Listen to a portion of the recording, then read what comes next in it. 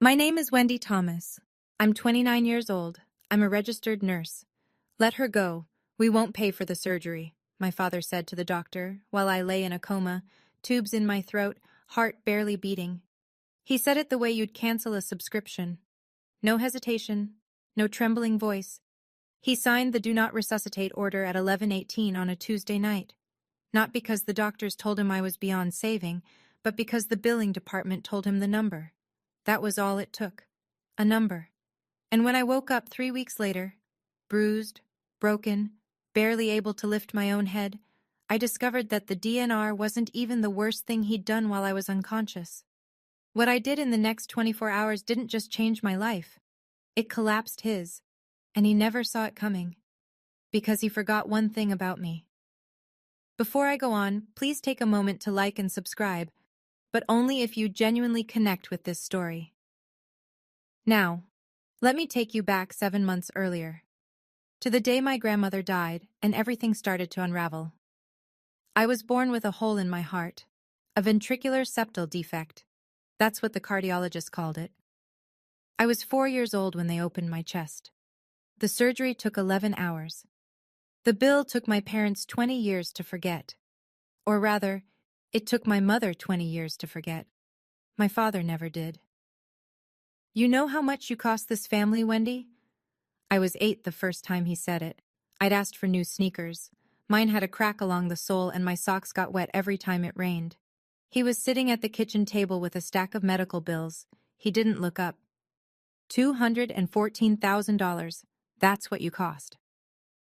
I didn't get the sneakers. By the time I was 12, I'd stopped asking for anything. By 15, I was babysitting 3 houses on our block to pay for my own school supplies.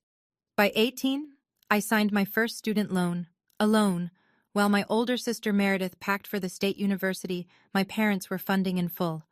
Nobody questioned it. Meredith got a car at 16. I rode the bus. Meredith got her tuition paid. I got a repayment plan. Meredith got birthday dinners at restaurants. I got cake from a box and a card signed by my mother only. And I accepted all of it. That's the part that's hardest to explain. I wasn't angry. I genuinely believed I owed them. My father had repeated it so many times, you cost this family everything, that the debt felt as real as the scar on my chest.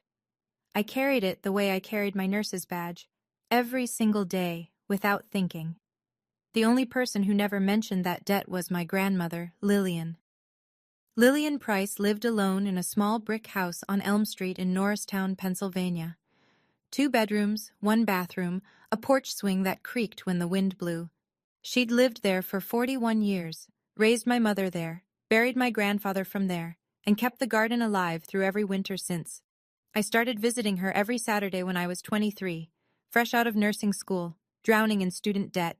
I'd drive 40 minutes each way, bring her groceries, check her blood pressure, sit on that porch swing and listen to her talk about nothing and everything. She never once said, "You owe me." She said things like, "Tell me about your week, sweetheart," and, "Did you eat today?" And once, near the end, her hands shaking, her voice barely above a whisper, she said something I didn't understand. "I've taken care of things for you, Wendy. When the time comes, a man named Kessler will find you." I smiled and squeezed her hand. I thought she was confused. She got like that sometimes, or so I believed. She was 84. I assumed it was the medication talking. My father hated that I visited her. "You're wasting gas," he'd say. "She doesn't even remember your name." That was a lie. Lillian was sharp until her last breath. She remembered everything, including things my father wished she'd forget. She died on a Thursday in March, quietly, in her sleep, in that brick house on Elm Street. My father organized the funeral, small, quick. He didn't let me read a eulogy. "Keep it short," he said at the door of the funeral home. "We're not making a spectacle." I stood in the back row and said goodbye in silence. Lillian had said Kessler would find me. I didn't know who Kessler was. Not yet. It would take a coma, a signed death order, and 4 days in a hospital bed before that name meant anything at all. 3 months after Lillian's funeral, I was driving home from a 12-hour overnight shift at the hospital. It was 4:17 in the morning. Route 202, light rain. I remember the clock on my dashboard because I was calculating how many hours of sleep I could get before my next shift. 6, if I skipped breakfast. 5, if I showered. I never made that calculation again. The pickup truck ran the red light doing 50. It hit the driver's side of my car so hard, the frame folded inward like paper. I don't remember the sound. I don't remember the glass. I'm told I was conscious for about 90 seconds after impact, long enough for the paramedic to hear me say my name. Then nothing. Traumatic brain swelling, 4 broken ribs, internal hemorrhaging. The ER team at St. Catherine's, my own hospital, the place where I clocked in and out 5 days a week, opened me up within the hour. But the bleeding wouldn't stop. They needed a second surgery, a specialist, more time in the OR, and someone had to authorize it. I had no husband, no children. The emergency contact on my hospital file was the same name that had been there since I was 18, because my father had insisted on it. Gerald Thomas, next of kin. They called him at 10:30 that night. He arrived at 10:47. I know the exact time because the front desk logged it. He didn't go to my room first. He didn't ask the nurse how I was doing. He didn't ask if I was in pain or if I was afraid or if I had woken up even once. He walked straight to the billing department, and he asked one question: how much is this going to cost? I learned what happened next from a woman named Patricia Walsh. Everyone at St. Catherine's called her Pat. She was our head nurse, 28 years on the floor, a voice like gravel, and a memory that missed nothing. Pat was at the nurse's station when my father walked out of billing and found Dr. Richard Hale, the surgeon managing my case. She heard every word. "The second surgery," my father said. "What's the estimate?" Dr. Hale told him. 180 to 240, depending on complications.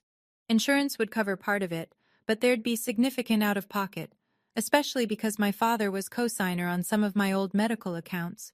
He'd insisted on that when I was 18. I thought it was a kindness. It was a leash. My father didn't blink. "She doesn't have a healthcare proxy," he said. "I'm her father. I'm the decision-maker here." Dr. Hale nodded carefully. "That's protocol when no proxy is on file. Next of kin steps in." And then my father said it. "Let her go. We won't pay for the surgery." Pat told me later that Dr. Hale didn't respond immediately. He stared at my father for a long time. My father didn't look away. "She's been a financial drain her whole life," my father said. "Don't resuscitate." He signed the DNR form. His hand was steady, no hesitation. He put the pen down, asked if there was anything else he needed to sign, and walked toward the elevator. He didn't visit my room. He didn't look through the glass. He didn't say goodbye.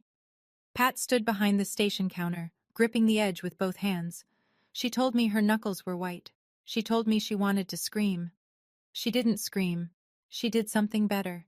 She sat down and opened my employee file. Every nurse at St. Catherine's fills out an emergency packet during onboarding: contact information, insurance, allergies, and a healthcare proxy designation. Most people skip that last section. I didn't. 3 years before that night, I had signed my healthcare proxy over to Deborah Owens. Deborah was my best friend from nursing school. She lived 45 minutes away in Cherry Hill, New Jersey. She was listed clearly on my employee file: name, phone number, relationship. Pat found it in under 2 minutes. She called Deborah at 11:14 p.m. Deborah picked up on the second ring. Pat told her what had happened: the accident, the coma, the surgery that needed authorization, and a father who had just signed an order to let his daughter die. Deborah didn't ask questions. She said, "I'm leaving now." She drove 90 minutes through rain. She walked into St. Catherine's at 12:51 a.m. with her driver's license, a copy of the proxy form she'd kept in her filing cabinet, and hands that were still shaking. She revoked the DNR. She authorized the surgery. Dr. Hale scrubbed in within the hour. My father was already home by then, asleep. He had no idea the DNR had been overturned. As far as he knew, the machines would stop, and the hospital would call him in the morning with the news. Pat didn't call him. Neither did Deborah. Neither did anyone. Instead, Pat did one more thing before her shift ended. She opened an internal incident report, the kind that gets filed when a staff member witnesses a protocol concern. She documented every word my father had said, The timestamps, the DNR signature, and the fact that he had falsely claimed I had no healthcare proxy. She filed it, locked her computer, and sat in the break room alone for 20 minutes. Gerald Thomas went home that night believing his daughter would be dead by morning. He slept soundly. And the next day, he made his second mistake, the one that would cost him everything he owned. My father woke up the next morning expecting a phone call from the hospital. A time of death. Maybe a form to sign. He'd already rehearsed what he'd tell people. I could picture it, the catch in his voice, the hand over his heart. We lost her. The injuries were just too severe. But the call didn't come, not because anyone told him I was alive. It simply didn't come. And rather than call the hospital himself, rather than drive down and check on his youngest daughter, Gerald Thomas spent that Wednesday morning doing something else entirely. He went to steal my house. Here's what I didn't know at the time, what I wouldn't learn until weeks later. My grandmother Lillian had already transferred the Norristown house into my name before she died. The deed was handled through her personal attorney. It was clean, legal, filed with the county, and my father had no idea it existed. What he did know was that Lillian was gone, the house was sitting empty, and someone was going to claim it, so he made sure that someone was him. He had a power of attorney document. My signature was on it. Except I had never signed it. He'd traced my handwriting from old medical consent forms, the ones he'd made me sign when I was barely 18 and didn't know any better. He brought the forged POA to a notary he knew, a man named Carl who owed him a favor and didn't ask questions. Carl stamped it. Gerald filed the deed transfer at the county recorder's office that afternoon. By Thursday, the house was in his name. By Friday, he'd walked into a bank and taken out a mortgage against it. $280,000. Cash in hand within a week. The money didn't go toward my medical bills. It didn't go into a savings account. It went to pay off gambling debts. Debts that nobody in our family, in our church, in our neighborhood knew existed. He didn't know the house was already in my name. He didn't know how it got there. And he certainly didn't know about the man my grandmother had called Kessler. But here's the thing about forged signatures. They hold up only as long as nobody looks closely. And somebody was about to look very, very closely. I opened my eyes on a Tuesday, 3 weeks after the accident. The light was blue-white, the kind that only exists in hospitals. Too bright, too flat, no warmth in it. I knew that light. I'd worked under it for 6 years. But I'd never been on this side of it before. My throat was raw. The breathing tube had been removed, but I could still feel where it had been, like a bruise inside my chest. My ribs ached when I inhaled. My left arm was in a soft cast. Everything was heavy. Even blinking took effort. The first face I saw was Pat's. Not my father's, not my sister's. Pat. She was standing by the window with her arms crossed, watching my monitors. When she saw my eyes open, she didn't gasp or rush over. She pulled a chair to my bedside and sat down. She took my hand. Her grip was firm and warm. "You're safe," she said. "I need to tell you some things. Not now, when you're ready."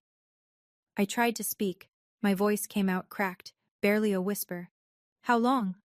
3 weeks. Surgery went well. You're going to be fine." I closed my eyes again. Not because I was tired, because I was trying to remember how I'd ended up here. The truck, the red light, the sound of... The door opened.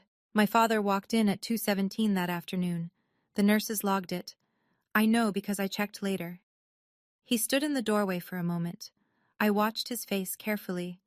There was something there, a flicker, half a second, before his expression rearranged itself into something softer, something practiced.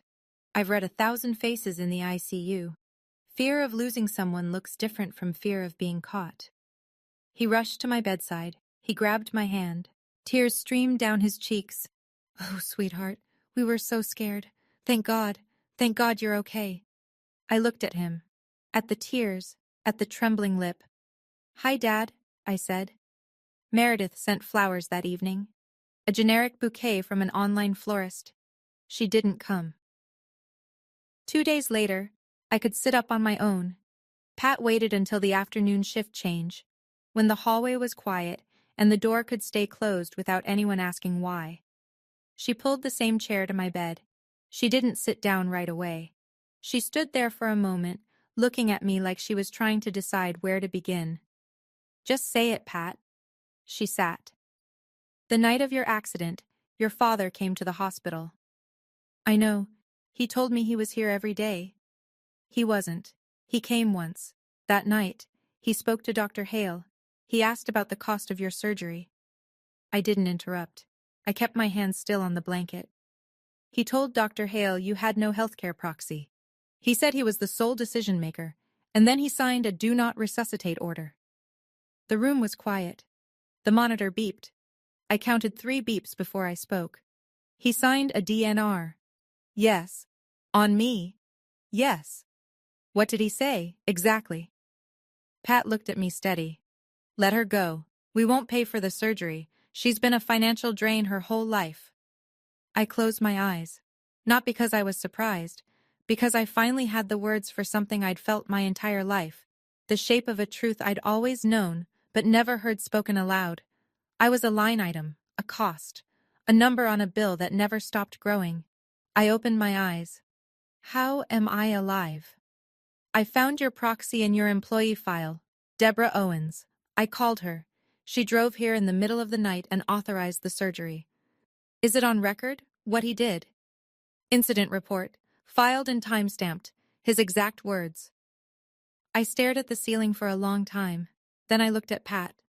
Get me my phone. She reached into the drawer of my bedside table and handed it to me. I powered it on. 32 missed calls from my father.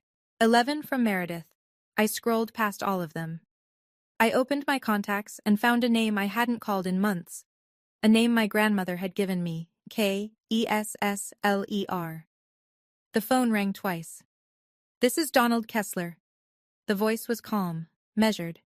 The kind of voice that has read 10,000 documents and is surprised by none of them. Mr. Kessler, my name is Wendy Thomas.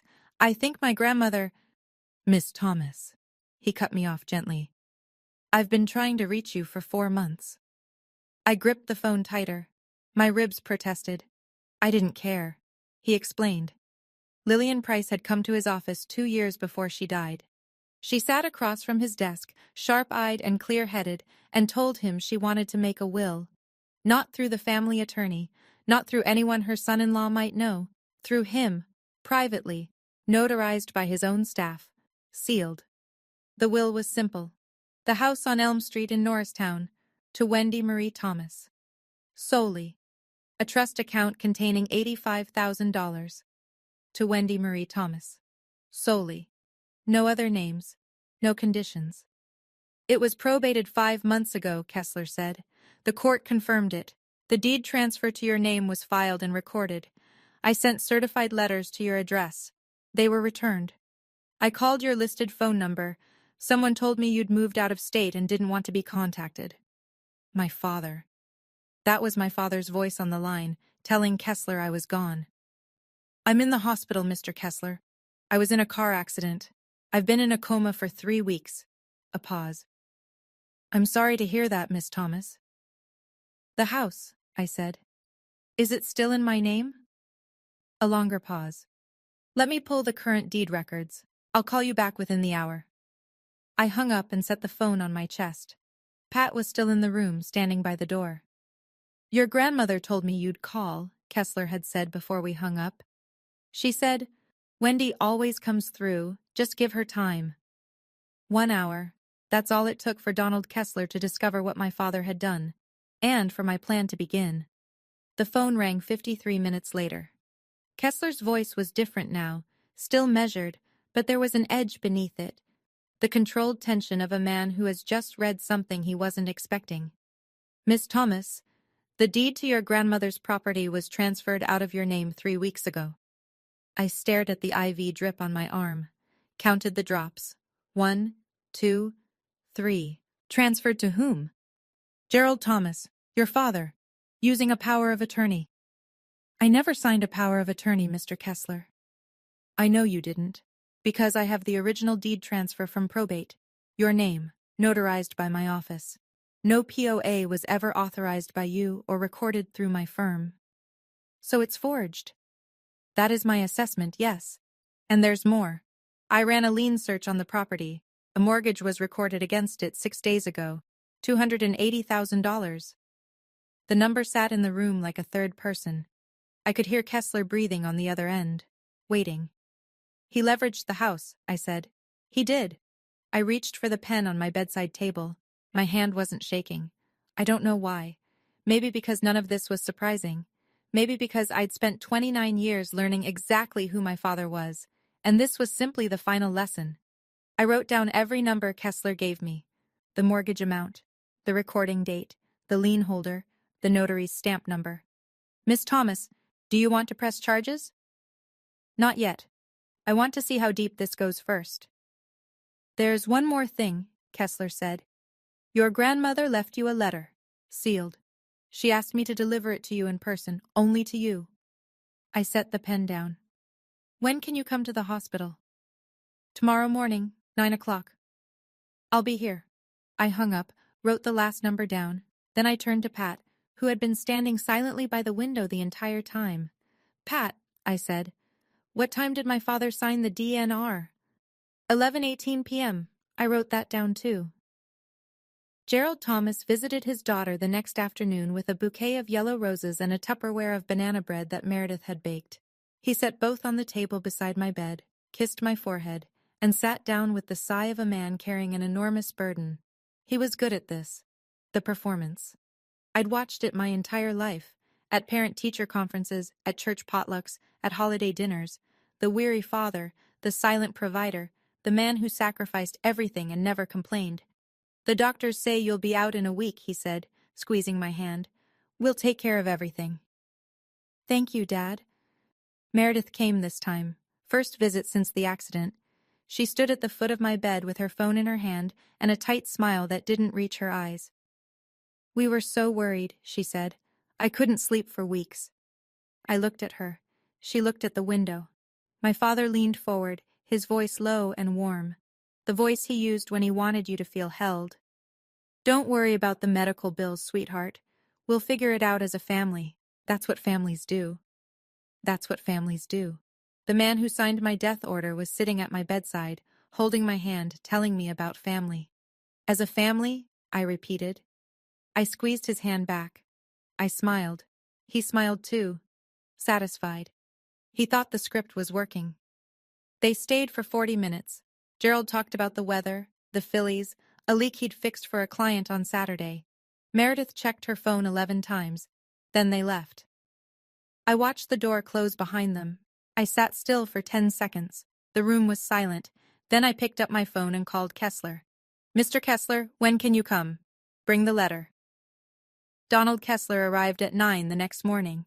He was shorter than I'd imagined.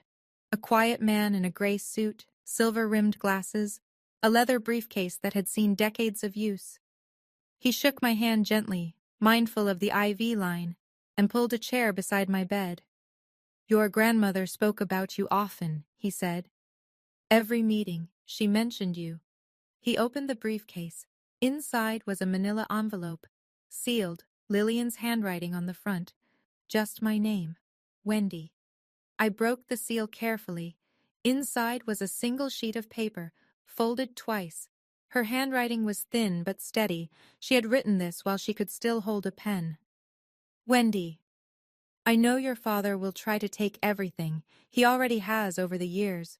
My pension, my savings, things I never told you because I didn't want to break the family apart. That was my mistake. Don't make it yours. The house is yours. The money is yours. Mr. Kessler has all the paperwork. Don't let anyone take what's yours, not even your father, especially your father. You are stronger than me, sweetheart. You always have been. I'm sorry I didn't say this while I could still hold your hand. I cried. For the first time since I'd woken up, since the accident, since Pat's words, since every cold revelation that had stacked on top of the last like bricks. I cried. Not because I was weak, because my grandmother had seen me. All of me. And she had planned for this moment the way she planned everything. Quietly, carefully, with love that didn't need applause. Kessler waited. He set a thick folder on the blanket beside me when I was ready. The original will, the probate records, the deed transfer in my name, and the lien search showing my father's mortgage. "You have everything you need," he said. "What do you want to do?" I wiped my face, sat up straighter, my ribs screamed, I didn't care.